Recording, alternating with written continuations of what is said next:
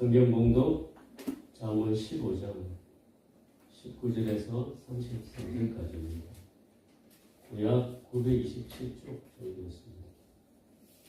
잠언 15장 19절에서 33절 제가 한 절 먼저 읽고 여러분이 한 절 읽으신 후에 마지막 33절 함께 읽겠습니다.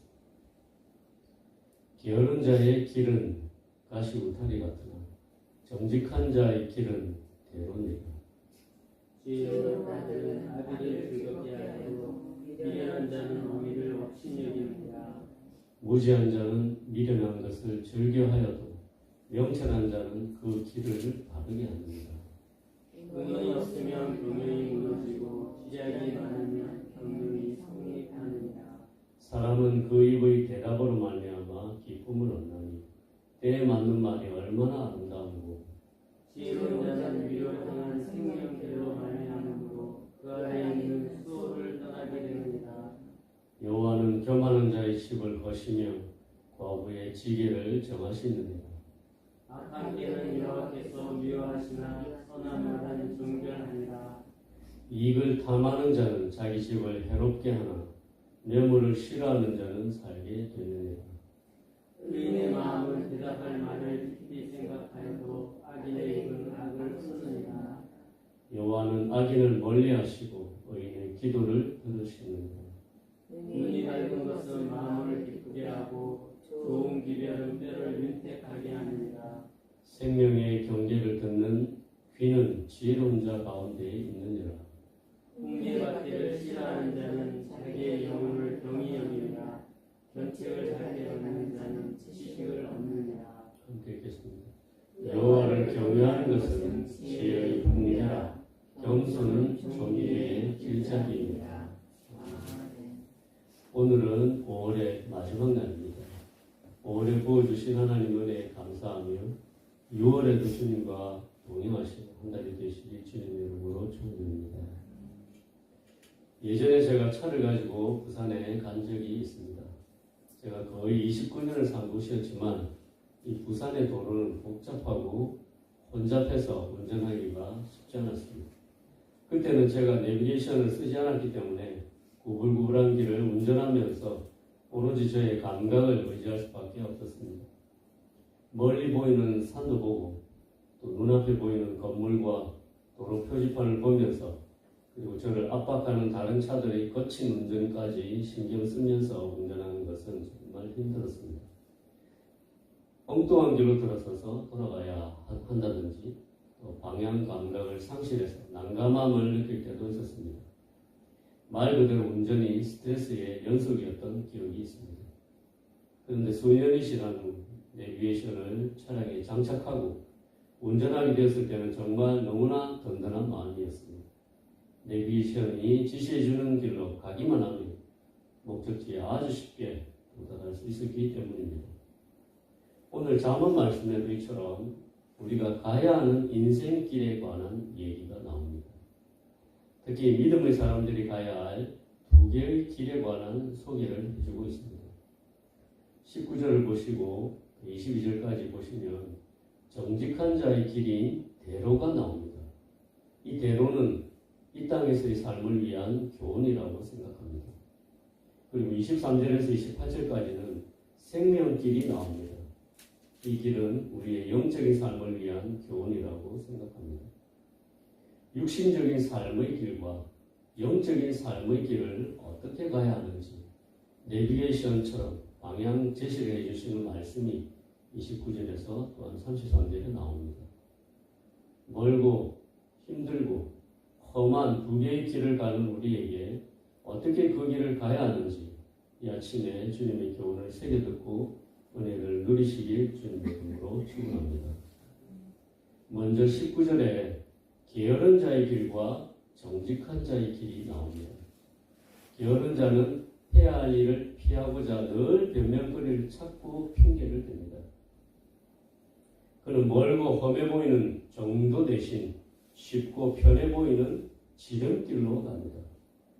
그러나 땀 흘리지 않고 가려 했던 그 지름길이 오히려 피 흘리게 만드는 가시 울타리 길이 된다고 말씀하고 있습니다. 그에 반해 성실하고 정직한 자의 길은 넓고 곱게난 대로와 같다고 말씀합니다. 그래서 정직한 자는 정도를 걷는 사람입니다. 비록 그 길이 멀고 험해도 정도를 걸으며 삶의 터전에 땀과 눈물의 씨를 뿌립니다. 그리고 그 길이 힘들기에 자기 주변에서 함께 걸어가는 믿음의 지체에게 조언을 구하고 그들과 의논한다고 말씀하고 있습니다. 그래서 본문에서 의논이 없으면 경영이 무너지고 지략이 많으면 경영이 성립하느니라 라고 말씀하셨습니다. 19절에서 22절 말씀에 나오는 정직한 자의 길에 관한 말씀은 우리가 이 땅에서 살아가는 삶에 관한 교훈입니다. 우리 믿는 사람들은 세상에서 살아가면서 세상 사람들처럼 살아갈 수 있습니다. 하지만 하나님께서는 우리에게 성실하고 정직한 길을 가라고 말씀하고 계십니다. 누가복음 16장에도 이 세대의 아들들이 자기 시대에 있어서는 빛의 아들들보다 더 지혜롭다고 말씀하셨습니다. 그들은 쉽고 편하게 더 빨리 갈 수 있는 지름길을 귀신처럼 찾아내서 우리를 앞질러 갑니다. 하지만 주님께서는 우리에게 정도를 가라고 하십니다. 다음으로 24절 말씀에 생명길이 나옵니다. 24절 말씀을 함께 읽어보겠습니다. 시작. 이룬 자는 위로 향한 생명길로 말미암으로 그 아래에 있는 소를 떠나게 됩니다. 위로 향한 생명길이라고 표현하셨습니다. 이 위로 향한 생명길은 그 아래에 있는 스올 같은 아슬아슬한 위험이 항상 도사리고 있습니다. 스올은 어둠의 세계이며 죽음의 세계입니다.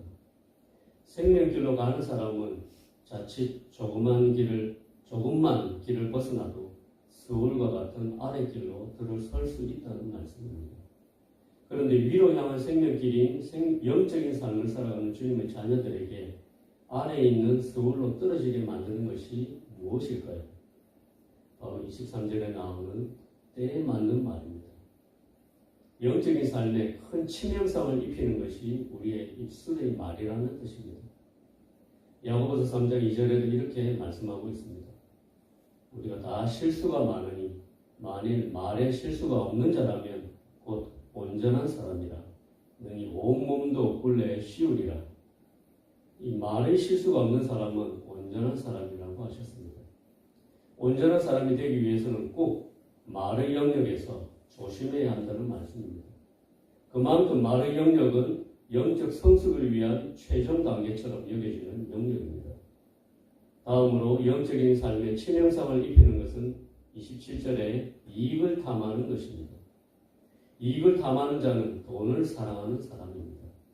그의 마음은 돈이 지배하고 있습니다.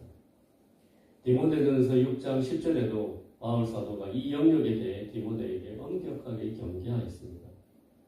돈을 사랑함이 일만 악의 뿌리가 되나니 이것을 탐내는 자들은 미혹을 받아 믿음에서 떠나 많은 근심으로서 자기를 찔러도다. 돈을 사랑함이 일만 악의 뿌리라고 하셨습니다. 수많은 악의 뿌리가 될 정도로 돈은 그 힘이 막강한 것입니다. 이러한 돈의 위력을 우습게 여기고 간과하며 영적인 삶을 살았다가는 스올로 떨어진다고 경고하십니다. 그래서 하나님께서는 우리가 돈의 노예가 되지 않게 하시려고 오래전부터 11조 제도를 주신 것이라고 생각합니다. 자본주의 사회에서 돈이 곧 힘이고 돈이 곧 권력이 되는 세상에서 위로 향한 생명길을 가는 우리에게 돈을 사랑하는 마음을 제어하는 문제는 그래서 신앙생활에서 가장 큰 과제 중에 하나입니다. 세 번째로 영적인 삶에 치명상을 입히는 것은 25절에 나오는 교만한 자의 집입니다. 이 집은 돌처럼 견고하지만 여호와께서 그 집을 버신다고 하셨습니다. 잠언 16장 18절에도 우리의 교만에 관해 주의를 주고 있습니다. 교만은 패망의 선봉이요 거만한 마음은 넘어짐의 앞잡이니라. 교만은 싸움에서 패하게 만드는 원인이며 넘어지게 만드는 원인이라고 지적하고 있습니다. 영적인 싸움에서 우리가 번번이 실패하고 넘어지는 원인은 바로 교만이라는 말입니다. 위로 향한 생명길을 가는 우리는 언제든지 잘못된 길로 빠져 소홀에 떨어질 수 있습니다. 수많은 영적인 선배들이 실패와 고통을 겪었던 원인을 살펴보면 이처럼 말과 돈을 사랑하는 마음과 교만이 있었음을 알 수 있습니다. 그래서 주님께서는 우리가 정직한 자의 길을 가고 생명길을 잘 가도록 하시기 위해서 내비게이션을 주셨습니다. 29절부터 33절에는 두 개의 내비게이션을 소개하고 있습니다. 31절에 생명의 경계를 듣는 귀는 지혜로운 자 가운데 있다고 하셨습니다. 그리고 훈계받기를 싫어하는 자는 자기의 영혼을 경히 여김이라고 하셨습니다. 견책을 달게 받는 자는 지식을 얻는다고 또한 말씀하십니다. 그래서 여호와를 경외하는 것은 지혜의 훈계라고 하시고 겸손은 존귀의 길잡이라고 하셨습니다. 결국 우리에게 주신 내비게이션은 다른 사람의 비판입니다. 즉 사람들이 우리에게 주는 훈계를 말합니다. 그리고 다른 내비게이션은 하나님이 주시는 훈계입니다.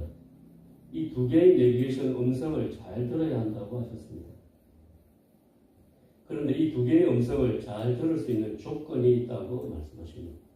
그것은 바로 겸손입니다. 이것은 여호와를 경외함으로 얻는 겸손입니다. 이러한 겸손은 29절 말씀처럼 우리를 구원하신 주님 앞에 늘 엎드려 기도하는 자에게 주시는 겸손입니다. 이런 겸손을 얻은 자가 생명과 직결된 경계인 내비게이션의 경계를 들을 수 있습니다. 일반적으로 차를 운전하는 것은 항상 생명과 직결되어 있습니다. 우리 인생길도 동일합니다. 사탄은 우는 사자처럼 돌아다니며 우리의 생명을 사냥하려고 노리고 있습니다. 사탄은 항상 우리의 신앙생활에서 우리 영적 생명을 파탄으로 몰아가려고 합니다. 이 땅에서의 삶뿐 아니라 영적인 삶에서 성실하고 정직한 자의 길을 벗어나서 세상 사람들처럼 지름길을 찾으라고 유혹합니다. 또한 생명길을 벗어나 수월로 떨어지게 하려고 유혹합니다. 참으로 입술이 부정한 자가 때에 맞는 말을 하기가 쉽지 않습니다. 마음에 가득한 것을 입으로 말하기 때문에 세상 것으로 가득 찬 마음에서 나오는 말은 은혜스럽지 않습니다. 또한 돈을 사랑하는 마음은 항상 우리의 마음을 유혹합니다. 그리고 하나님을 대적했던 아담의 후손답게 우리는 늘 하나님 앞에서 교만하게 목을 꼿꼿하게 하려고 합니다. 이처럼 정직한 자의 길과 생명길을 잘 간다는 것은 쉽지 않지만 하나님께서 우리 주변에 성숙한 사람들을 붙여주셔서 그들이 경계에 귀를 기울이라고 하시고 날마다 하나님의 말씀을 가까이 해서 주님의 경계를 듣게 해주셨습니다. 그리고 이 모든 경계의 말씀은 오직 겸손함이 있을 때 들린다고 하셨습니다. 하나님이 주신 내비게이션의 음성을 듣지 않고 자기 생각을 믿고 고집을 부린다면 비록 그가 가려는 길이 지름길이라고 해도 그 길은 조만간 가시 울타리 같은 길이 될 것이며 생명길을 벗어나 수월에 빠지는 길이 될 것입니다. 마치 32절 말씀처럼 이러한 사람은 자기의 영혼을 경히 여기는 사람인 것입니다. 그래서 33절 말씀에서 겸손은 존귀의 길잡이라고 하셨습니다.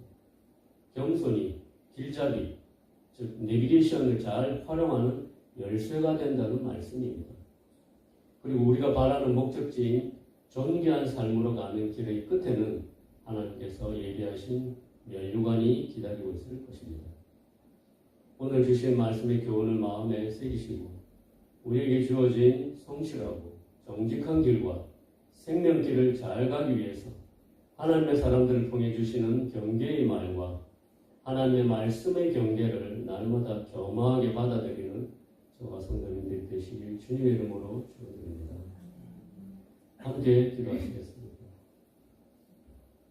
하나님 아버지, 이 땅에서 살아가면서 지름길로 가려고 눈을 돌리고 정직한 자의 길을 외면하려고 했던 저희를 용서하여 주시옵소서. 하나님이 보여주신 생명길로 가면서도 수월에 자주 빠지는 저희의 연약함도 불쌍히 여겨 주시옵소서. 우리 마음 가운데 겸손한 마음을 가지길 소원합니다. 나이가 들고 신앙 연륜이 쌓일수록 점점 다른 사람의 말보다 하나님의 음성을 듣기보다 나의 고집대로 가려는 저희의 교만을 보게 됩니다.